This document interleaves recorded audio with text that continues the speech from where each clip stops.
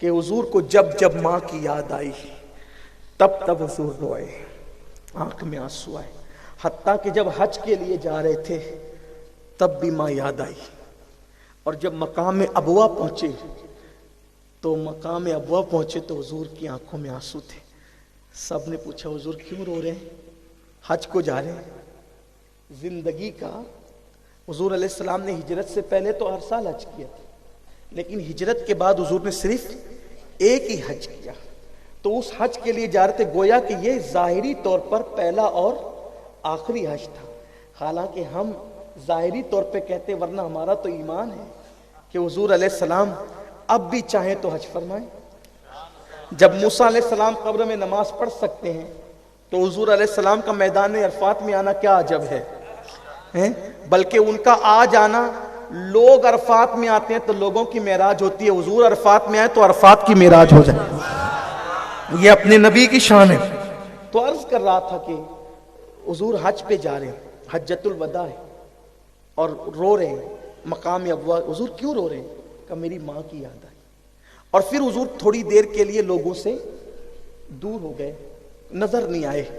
ام المومنین حضرت عائشہ صدیقہ فرماتی ہیں جب حضور آئے نا، جب ہم سے جدا ہوئے تو چہرہ افسردہ تھا، آنسو تھے، جب آئے تو حضور کا چہرہ ایسا کھلا ہوا تھا جیسے لگتا تھا کہ کسی گلشن میں ابھی ابھی تازہ گلاب کھلا ہو، ایسا چہرہ کھلا ہوا تھا۔ اور اس کے بعد ایسا چہرہ لگتا تھا جیسے ابھی بادل سے چاند نے، 14ویں رات کے چاند نے اپنا چہرہ ظاہر کیا ہو، ایسا چہرہ تمتما رہا تھا۔ ہم اور بہت خوش تھے۔ ہم نے پوچھا ہمارے ماں باپ قربان، حضور بہت خوش نظر آ رہے ہیں۔ سرکار فرماتے ہیں میں اپنی ماں کے مزار پہ گیا تھا، میں اپنی ماں کے مزار پہ گیا تھا، میرے لیے اللہ نے میری امی کو زندہ کیا، میری ماں قبر سے باہر آئی، میں نے ماں سے ملاقات کی، اور میری ماں کلمہ پڑھ کے میری امت میں شامل ہو گئی۔ یہ حضور ہے۔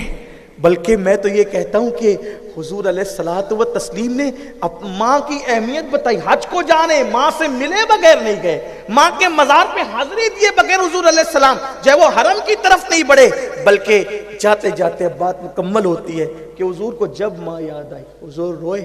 اور ایک دن تو ایسا ہوا کہ مغرب کی نماز پڑھا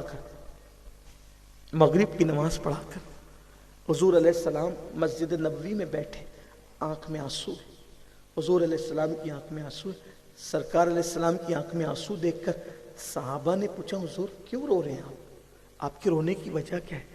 آقا فرماتے ہیں آج مجھے میری امی حضرت سیدہ آمنہ کی یاد آ گئی، میری ماں آمنہ مجھے یاد آئی، اس لیے مجھے میری آنکھوں میں آنسو ہے۔ سرکار نے سے جب صحابہ نے ماں سنا نا کہ میری ماں مجھے یاد آئی ہے، تو سب صحابہ رونے لگے، اور سب پر ایک رقت طاری ہو گئی، کیفیت طاری ہو گئی۔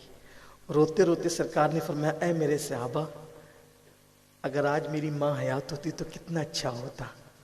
گویا کہ فرمانا چاہ رہے ہوں کہ یہ شان، یہ شوکت، یہ عظمتیں میری ماں دیکھتی تو کتنی خوش ہوتی ہیں۔ سرکار فرماتے آج میری ماں حیات ہوتی تو کتنا اچھا ہوتا۔ پھر سرکار فرماتے اے میرے صحابہ، کاش میری ماں حیات ہوتی اور میں تم لوگوں کو عشاء کی نماز پڑھا رہا ہوتا، میری ماں حیات ہوتی اور میں تم لوگوں کو عشاء کی نماز پڑھا رہا ہوتا، اور ایسے میں میری ضرورت میری ماں کو پڑ جاتی، میری ضرورت میری ماں کو پڑ جاتی، اور میری ماں مجھے پکارتی محمد میرے بیٹے ادھر آؤ۔ میری ماں کو میری ضرورت پڑتی اور میری ماں مجھے پکارتی میرے بیٹے محمد ادھر آؤ، تو میں نماز توڑ دیتا اور لبیک کہتے ہوئے اپنی ماں کی بارگاہ میں حاضر ہو جاتا،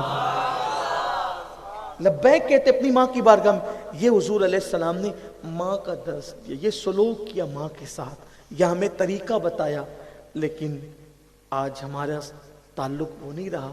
ہم نے جو چیزیں نفس پر آسان تھی اس کو قبول کیا، اور جو چیزیں ہم پر مشکل تھی اس کو ہم چھوڑتے چلے گئے۔ لیکن یاد رکھنا، دل کو بہلانے کے لیے اگر مسلمان بننا ہے تو جو جی میں آؤ کرو، اور اگر اللہ کے نزدیک مسلمان بننا ہے تو اس کے لیے صرف ایک کنڈیشن ہے کہ حضور علیہ السلام کو اپنا آئیڈیل بناؤ۔